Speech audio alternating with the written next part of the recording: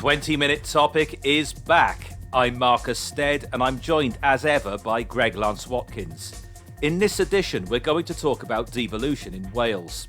It's just over 20 years since Welsh devolution took place, and the ongoing COVID-19 pandemic has exposed the many flaws in devolution, with widespread public confusion as to whether we should be looking to Boris Johnson or Mark Drakeford for leadership.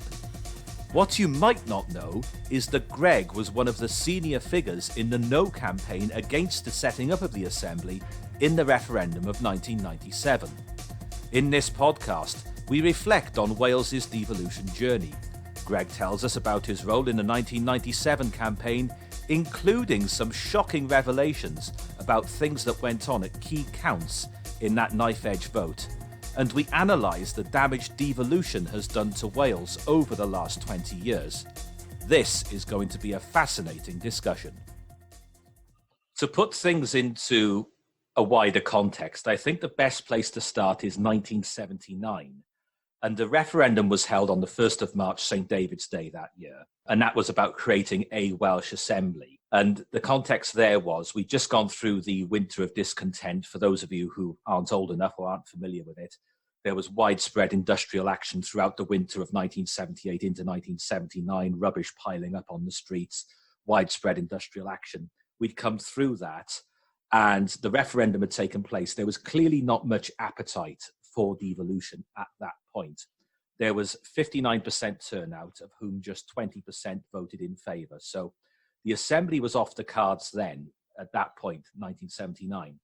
However, the election campaign of that period was interesting because it contextualised, if you like, what it is to be Welsh and what Welshness is all about. And the word Crachach, whilst it may or may not have been used then, I'm not quite sure whether it was or not, the meaning behind it was used. Now, for those of you who don't know what Crachach means, it's a reference to a middle-class, interconnected Welsh-speaking elite who dominate the Welsh arts, media, civil service and higher education sectors.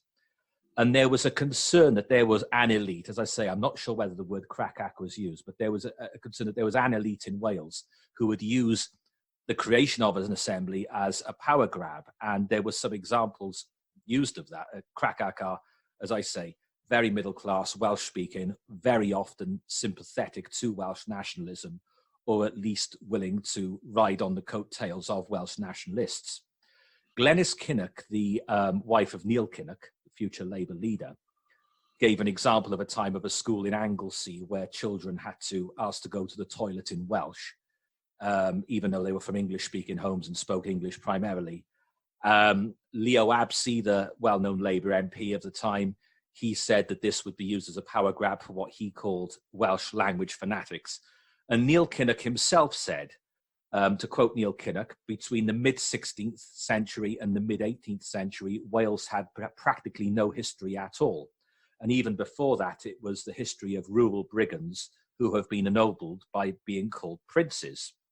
And I'm of the view, look, cards on the table, I am very proud to be Welsh. I don't speak Welsh, but when I go elsewhere in the world, I like telling people about the good things I consider about Wales and why I'm proud to be Welsh. But I like to keep my Welsh identity in context and in a great deal of perspective. I am Welsh and I am British. When Welsh nationalists talk about restoring Wales's independence, what do they actually mean? Because only once for a brief period more than 1,000 years ago was Wales an independent nation, and that was between 1055 and 1063 AD under the rule of Griffith ap Llywelyn. And aside from Griffith ap Llywelyn's 8-year reign, Wales has never been an independent nation, let alone one conquered by England, a narrative that we hear a lot from Welsh nationalists. The terrain of Wales made it very difficult to govern. North-south transport links remain very poor to this day. Internal rivalries meant that the term Wales really referred to a geographic entity rather than an independent nation. And Wales's history until the Industrial Revolution can be summed up as one of rivaling princes, each with their own territory, who would fight each other and were willing to both fight against and cooperate with English sovereigns depending on the circumstances. And on the subject of Crachach culture in relation to 1979, Greg, and I know you at that time were not only not in Wales, you were not in Britain. But Crachach and the influence that Crachach had in the Welsh arts, media, civil service, higher education was a big factor in that 1979 campaign. The beginnings of the Crachach is a difficult thing to put your finger on. I would say a turning point came in the development of broadcasting in Wales. Saunders Lewis and his cronies managed to gain control of the BBC Wales editorial panel from BBC Wales's inception. And Saunders Lewis, that was the racist and anti-Semitic founder of Plaid Cymru. He had a terrible track record of anti-Semitism, and he also said some horrible things about child refugees in World War II from England coming to Wales. But he had a great deal of influence in the early years of BBC Wales, and he planted various people in senior editorial positions. And really, you can follow a family trail of people, their sons, their daughters, their grandchildren, their great nephews and nieces and everything, have held the key positions in BBC Wales ever since. So that's an example of Crachach culture. It developed in the 1960s and 70s, particularly around the Pontcanner area of Cardiff. The development of S4C was a factor in the late 70s, early 80s. It launched in 1982. The opening of Glantarp School in Cardiff was highly controversial. So, Greg, I know you weren't involved in 1979, but Crachach culture, although not as developed as it would become in the years afterwards, there was a real feeling in Wales of a Welsh-speaking, Welsh nationalist elite having a huge amount of influence. And that, at that particular point, was what made a lot of people suspicious of devolution. I think I can take you back further, even back in the 60s. Bear in mind, my father was born in Tonypandy. His father worked in the pits from the age of 10 as a pony boy at the turn of the century before the First World War, and was very proud to have come from Wales. My grandmother was a monoglot who only spoke Welsh until she was about 17 or 18. So I can take my affinity or association with Wales back fair while before you were born. And even then, they may not have been known as the Crachach, but they were known as the Tafia. There was no doubt that many things in Wales were controlled by about 50 families who formed the Tafia. They refined themselves when communications between people became more extensive through broadcasting, and the likes of Saunders Lewis, who, although he took the Tafia by the scruff of the neck and turned them into the Crachach, we have to admit that he really was ghastly, and he set some appalling trends, particularly in terms of racism within Plaid. Well, very much so, and this is something I want to talk about very briefly. We've got a huge amount to get through and only 40 minutes to do it in. So, well, to this day, Plaid is a racist organisation which has been found guilty in courts of racism, which is poisonously, toxically, and abusively racist. And because I do not speak Welsh, I've lived all over the world, quite literally, I am considered not to have an opinion about Wales. Which well, there is a mentality among Plaid Cymru, and I've encountered this many, many times. First of all, the behaviour of their activists to this day on social media is absolutely disgusting.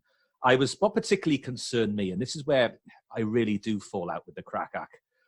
Take an example earlier this year, Zoe Williams, the Guardian columnist, made a joke about Wales in one of her columns in the Welsh language. And she was subjected to an absolutely appalling pile-on, and she and I have spoken about this on the phone in the period since. What concerned me is that some of the abuse she received, it wasn't just people vehemently saying they disagree with her. It was personally abusive and very threatening. And what concerned me is that I didn't see any people, whether it's well-known people within the Crachach or the wider Welsh nationalist community, saying, come on now, you're going too far. There's no need to be so rude and abusive about her. This is completely unacceptable. There was none of that. And you go about Saunders Lewis, and we could do a podcast on Saunders Lewis quite easily. Never mind how poor most of his work was. It's not widely respected among literary critics, a lot of his work. But Saunders Lewis, to this day, he is revered by the Welsh nationalist community, who seem to regard his anti-Semitism and his racism as some sort of minor character flaw, like leaving your socks on the bedroom floor or something like that. They don't acknowledge head on that this was a racist and anti-Semite, a thoroughly unpleasant character. So the Crachach, if you like, if you were to see them, the Crachach at play is when you see the Gorsedd of the bards at the Eisteddfod, when they dress up in their gear at this sort of pseudo-pagan fancy dress party at the Eisteddfod every year. And again, Plaid Cymru itself was founded by Saunders Lewis during an Eisteddfod in the 1930s, I think it was. Perhaps the 1920s. But yes, you have given a very brief précis there of the history of the movement. But we need to move on now to the 1980s, and you were in this country by then. You were living in Chepstow. Wales changed quite radically in the 1980s with the decline of the coal industry, the growth of Quango culture during the Thatcher and the Major years. And Quango stands for Quasi-Autonomous Non-Governmental Organisation. You had the Welsh office based in Cathays Park in Cardiff, which was the Secretary of State for Wales, plus 2 junior ministers. And the Secretary of State for Wales sat among the cabinet in Westminster as well. And the Secretary of State had various powers in terms of health, education, economic development in Wales. But you also had a Quango culture of organisations like the Welsh Development Agency and many, many others who were dominated to a very large degree by, again, this network, this Crachach network. And you talked about 50 families. I think it was a very good journalist by the name of Paul Starling who originally made that observation in about the late 90s, early 2000s, when he was political editor of the Welsh Daily Mirror. He said that Wales is governed by 50 families. And you could see among these Quangos and among the Welsh Office Civil Service Crachach influence. And at the height of not just Thatcherism, but into the Major years when David Hunt and then John Redwood was Welsh Secretary, at the height of that, the Welsh Language Act of 1993 was passed, which saw Welsh language use spread enormously in public life in Wales, and yet with a Conservative government and a mixture of what you could call wet Conservatives and Thatcherites holding the Welsh Office portfolio at various points in that time. With all that going on, the Crachach influence at civil service level and at Quango level did manage to get the Welsh Language Act of 1993 passed. And I remember, because when I was at primary school at that time, and I remember I started primary school in 1988, you did not hear Welsh spoken in 1988 in our primary school. If you wanted your children taught in Welsh, there was a Welsh language primary school less than a 5-minute walk away, which you could send them to. It was only post-1993, and it took until 1994. So I was in my final year, 94, 95, before I went on to secondary school. All of a sudden, things started happening. We had a teacher would come in for 1 hour a week to teach us Welsh. And in real terms, that didn't mean anything else apart from a few count to 10 type songs in the days, the weeks, the months of the year, that sort of thing. Then little stickers started appearing around the classroom. Teledu above the television, Cyfrifiadur above the computer, Board D above the blackboard, Toiledi and so forth. And I think that's the word for toilet, forgive me if it's not. But you could see Welsh language influence starting to creep in schools, and that is extended in the years since. And that, bearing in mind we still had a Conservative government and no devolution at that point, was a symptom of Crachach influence in Wales at that time. Crachach influence has far outweighed interest on the part of the peoples who live in the region that is known as Wales. The actual facts when it comes to the language, for instance, there is a great disparity between the Wales of West Wales, the Wales of North, the Welsh language of North Wales, the Welsh language of South Wales, and Carmarthen Welsh. Which one is actually Welsh? Well, there's a great deal of internal snobbery, particularly at the Eisteddfod, between which one is actually Welsh. And I gather a friend of mine, a well-known broadcaster who's got family in North Wales, who and his family can speak Welsh. They say that they don't really understand what they hear on S4C because it bears no relation to the version of Welsh that they speak. And another very well-known Welsh language broadcaster who I have actually spoken to for a few years, but he's rather scathing of the snobby culture within it. He said it's, as far as he's concerned, and he is a proud Welsh speaker, and again, I've never heard any wrong, racism or anything like this from him, but he says that what you get among the Crachach set is they're very unwelcoming, particularly the Eisteddfod set, unwelcoming to outsiders. If you don't speak Welsh as though you're on the Eisteddfod stage, they don't want to know you. So there's a lot of you are right, there's a lot of internal rivalry. And I'll say this about Crachach based on my own experience of years working in the media. My first steps were taken in the Welsh media 14 years ago.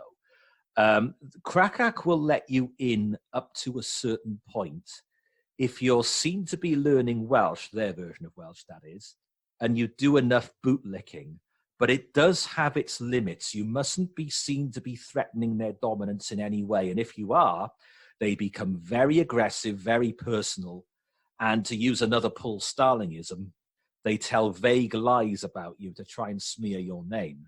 Now, in terms of BBC Wales, I said at the beginning of this discussion about their influence there. And Phil Parry on the iWales website has written a series of articles about the close links between Plaid Cymru and BBC Wales. And I know another very good journalist, Mike Graham of Talk Radio, he experienced it for himself in the 1990s when he worked alongside Paul Starling. And what happened is, it was always there at BBC Wales, that I've just demonstrated, going back to the Saunders-Lewis days. In the 1970s and 80s, they weren't quite so keen on it because the Crachach were more interested in developing influence within S4C through independent production companies who got commissions to make stuff for S4C, line their pockets that way. I would argue that at some point from the late 1980s onwards, Crachach influence at BBC Wales really began to intensify. And it's now the dominant influence at BBC Wales. But that, again, is a separate discussion, and I am conscious of the time. I'm going to move on now to 1997, and Blair had won the 97 election with a huge majority in around May time, I think it was. We fast forward to getting devolution up and running was one of the priorities of the Blair government. Fast forward to late August, Princess Diana was killed in a car crash. A matter of weeks later, they had a referendum in Scotland, which passed reasonably comfortably. And it was the week after that, the Thursday after that, that the referendum was held in Wales. Now, that summer, you were heavily involved in the No campaign. I think we look at the senior figures. It was the banker, Sir Julian Hodge. It was yourself, and it was two people from the Labour side, Caris Pugh and Betty Bowen, both sadly no longer with us, as indeed Sir Julian Hodge is no longer with us. Tell me, first of all, very quickly, please, your influence in that campaign. How did you get involved in it? Mainly because I was vociferously opposed to the destruction of these United Kingdoms in the self-interest of this tiny and vaguely lunatic Crachach group who wanted to seize power in Wales and force all sorts of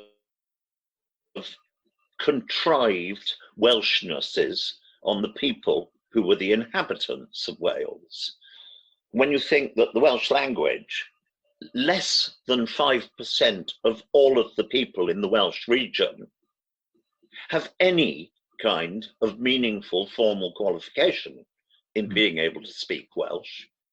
Yeah. But how did you end up in that position? Because obviously you must have known Julian Hodge. I know he was close to people like Jim Callaghan historically, and I can understand how Caris Pugh and Betty Bowen got involved. Why was Julian Hodge, who was bankrolling to a large extent the No campaign, why was he keen to get you on board? Why was he keen to make you such a pivotal figure? Well, with devolution, I came out with the concept because my business at the time was in Chepstow, which is Monmouthshire. And Monmouthshire is not a part of Wales and never has been. It has always been portrayed as England, Northern Ireland, Scotland, Wales, Monmouthshire, and the district of Berwick-on-Tweed. And as a way of showing just how disunited Wales was, having never really been a nation in its entire history, merely that one brigand seized control by killing off his opposition for an 8-year period 1,000 years ago, does not make a nation. It has been part of these United Kingdoms for a very long time. Yeah. So why did Julian Hodge want you involved? Well, he heard that I had come forward and I had said that we should have an independent Monmouthshire. If Wales was going to devolve, since Monmouthshire was still at war with Germany, we should have our own passport and we should be independent.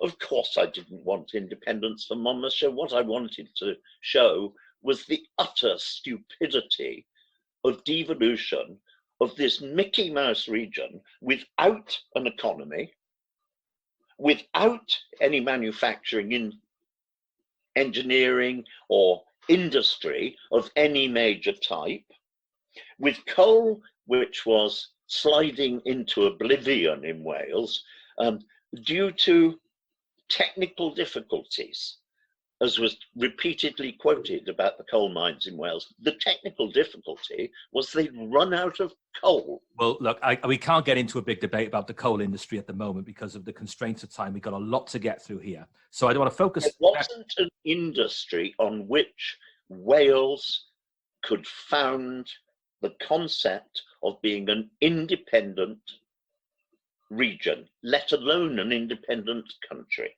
Right. Now, it didn't have commerce, it didn't have industry, it didn't have any major employers, and it was lunacy to take the people down this blind alley and destroy the future for their children.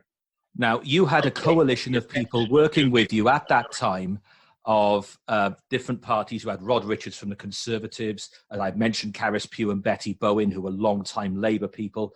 Among the Labour MPs, there was Llew Smith, Don Tewig, and the late Alan Williams, a man I had a lot of respect for, actually, who were all opposed for devolution, and with good reason.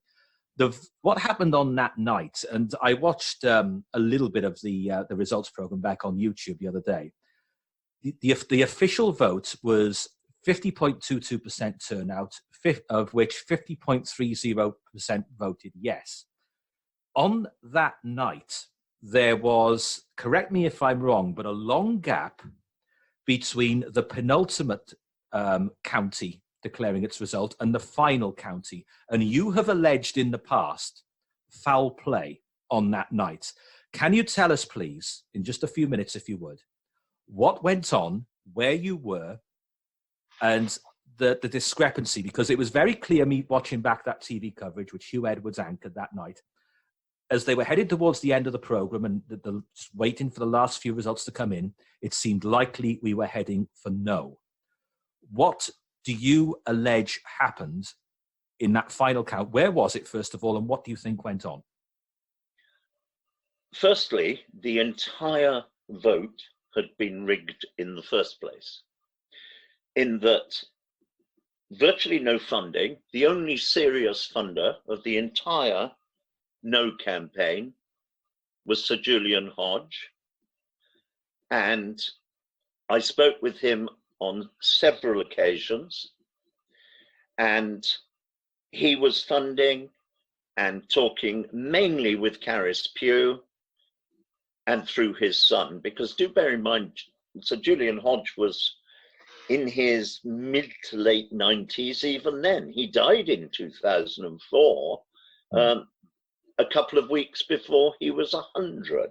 Yeah, can we focus on the county? Because I've got to ask you about the count. I want to know what went on in that last count on that night.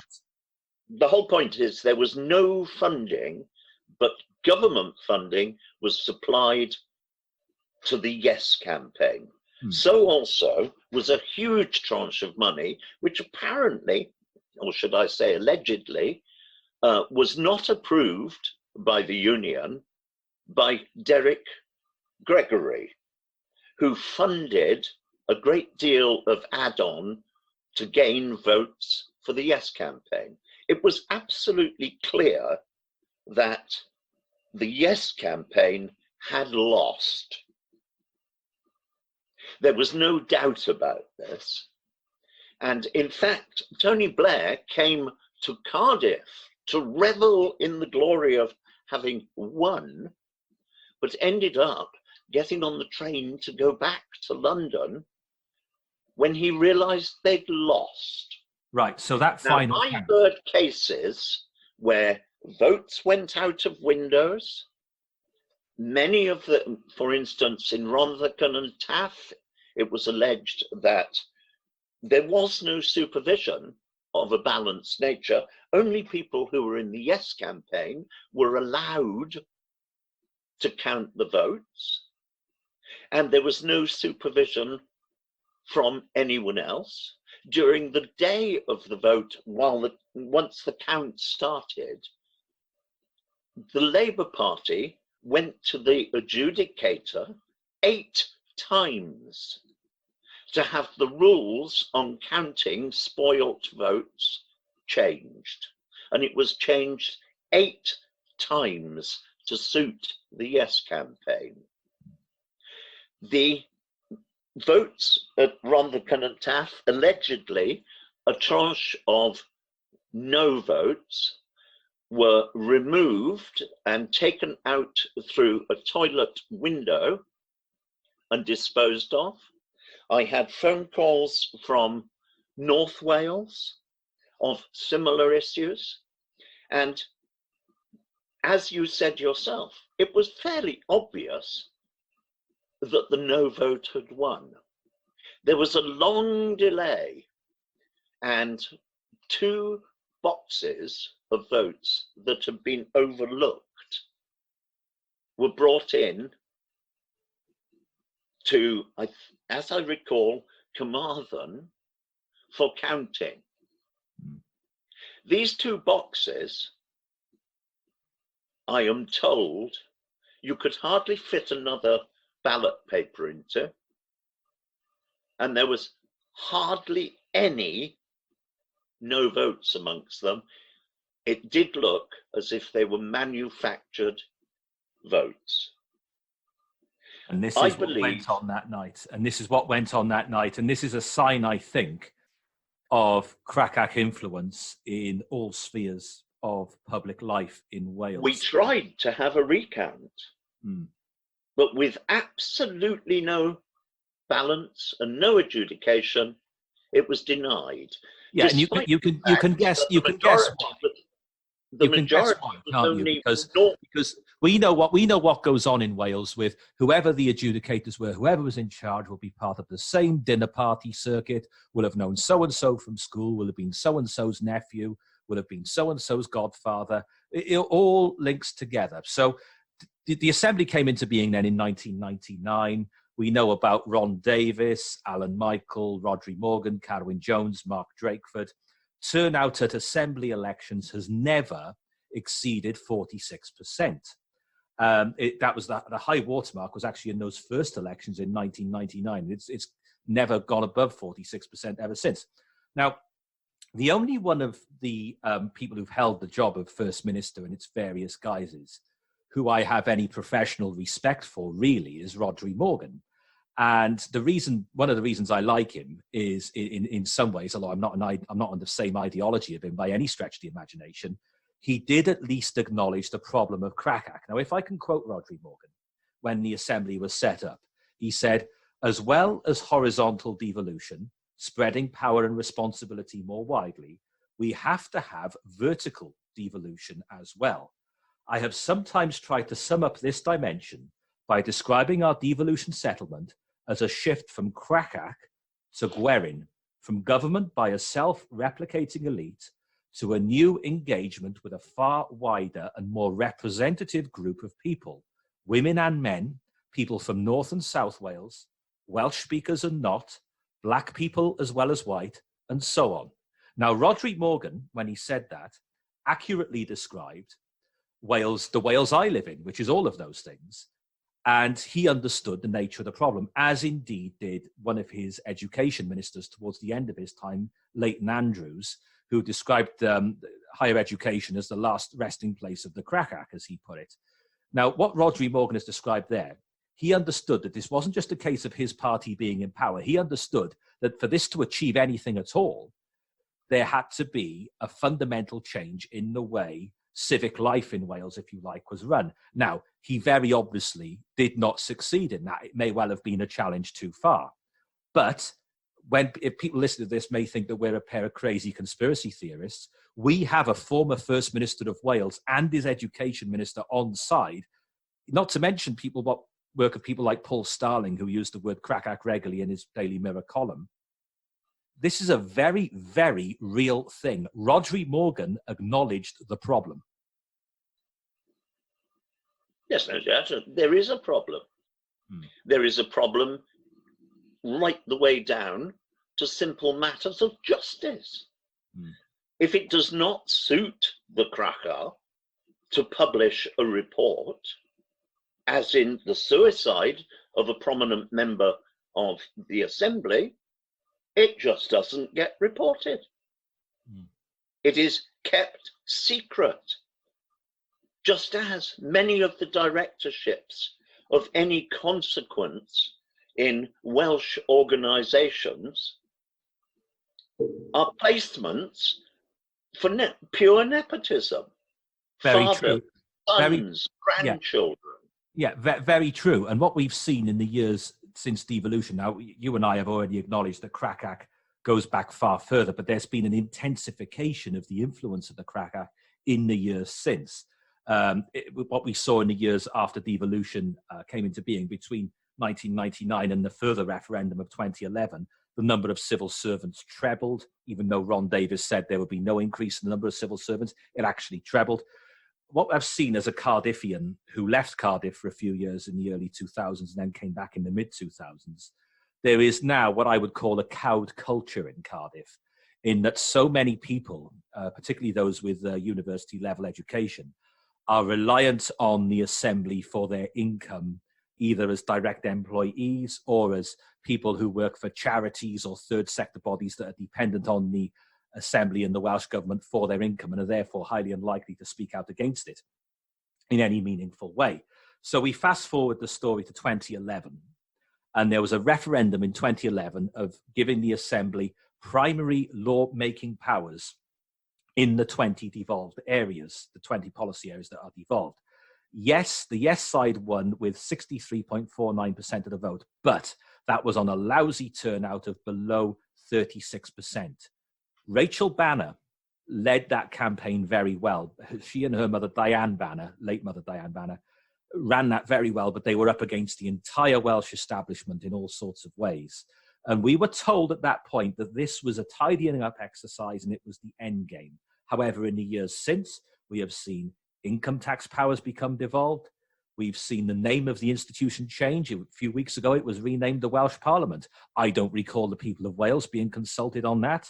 We have seen things like, for example, in no political party manifesto in the last set of Assembly elections, was there any proposal whatsoever for road signs to be replaced so that it's Welsh first, English underneath. That happened. That came about as a result of a report written by civil servants with the influence of third sector bodies. Next thing you know, it's official government policy. So whilst it does seem as though there's limited competition, if you like, between Welsh Labour and Plaid Cymru in particular, the extent to which other parties, including the Welsh Conservatives, have been bought is a matter of opinion. But we can see how, again, this was the civil servants and changing what I'm getting at is changing the party that's in power in what we now call the Welsh Parliament is in effect rearranging the deck chairs on the Titanic. The machinery and the bodies behind it and the complex webs behind it and those 50 families, if you like, they're the ones who seem to have the real power in Wales, it seems to me. Mark, could I draw your attention to just how toxic living in Wales is?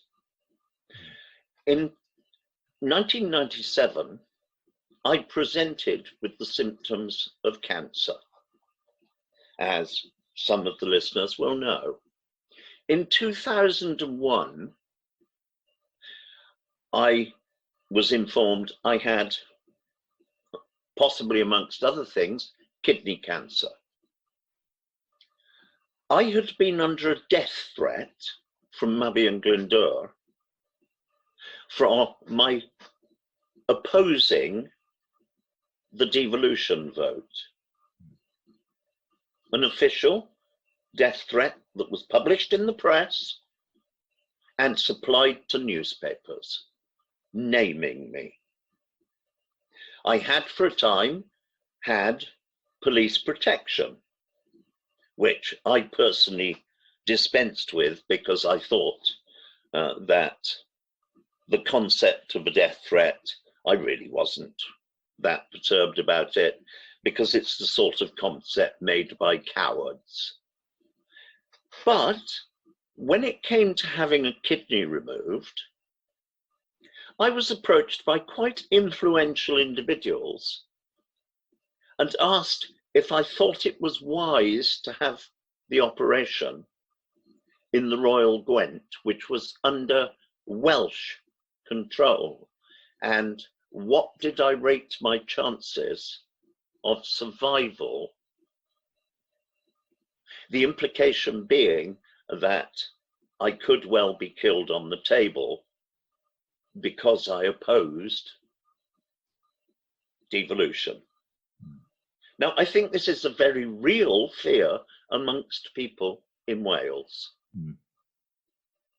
It may be an extreme fear. It may not be the truth, but that people can actually believe this gives an indication of just how toxic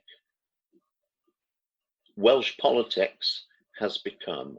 I think so, and I'm very conscious of the time. We've only got a few minutes left, and what I would add to that is Jeff Jones, the former leader of Bridgend Council, was asked during a podcast interview some years ago, or 2 years ago now, about the prospect of justice and the responsibilities of the Home Secretary, if you like, being devolved to Wales. And he said, I would oppose a Welsh judicial system and the courts and justice being devolved.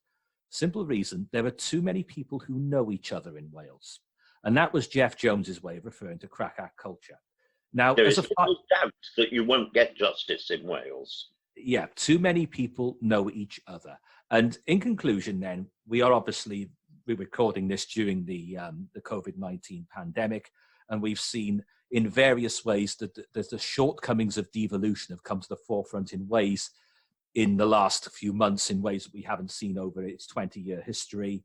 I think in particular of Matt Hancock's NHS volunteer scheme, where he gave the 5 p.m. press briefing one day. He said, if you want to volunteer be an NHS volunteer, go to this website. They'll get in touch with you and you'll be working within the NHS very, very quickly. If you typed in a Welsh postcode upon going to the website he gave, you were told to contact your local council in Wales because you were told it was a devolved matter. Then Vaughan Gething, the Welsh health minister, said, contact your local council. And it was a much more muddled scheme, whereas in England, Matt Hancock got more than double the number of volunteers he wanted. I think he ended up with 250,000 volunteers for the English NHS. We've seen various examples like the supermarket priority delivery list. The Welsh government was very slow off the mark on that. We've seen in the last couple of weeks Welsh government ministers not understanding their own rules on the lockdown. And Mark Drakeford very clearly last week didn't understand that he shouldn't have been cycling through an open park to his allotment. And he was also saying people were meeting up. He was saying it was fine for people to meet up with non-members of their household as long as they socially distance, whereas in fact the civil servants then had to put out an urgent clarification. No, that wasn't the case. The calibre of person we are seeing both as an assembly member and, let's be honest about it, in the civil service, people who have got to where they are either because they can speak Welsh or because of their Crachach connections, or a little bit of both. We are seeing at this time where there is a national emergency of sorts, the real shortcomings of devolution like never before. Your final comments, please. I think the whole situation is a joke. And since it's a joke, let's end with one of Max Boyce's jokes. I won't be able to tell it as well as he does. I'm not a professional comedian. However, there was an instance of which he tells when he was on the Flean Peninsula on a very windy day, and a young woman with a child in a pushchair was blown off of the quayside into the water. He ran over to the two lifeguards who were there and said, "There's a woman's gone in the water with a small child." And they said, "Yes, we know." And he said, "Well, save them." "Oh, we can't swim." "Well, why are you lifeguards? We can speak Welsh." Many a true word is said in jest. Well, we're 1 minute over, like I care. My thanks as always to Greg. That was an excellent and insightful interview, I thought. My thanks also to you for listening. Do please spread the word and join us again next time. We'll see you then.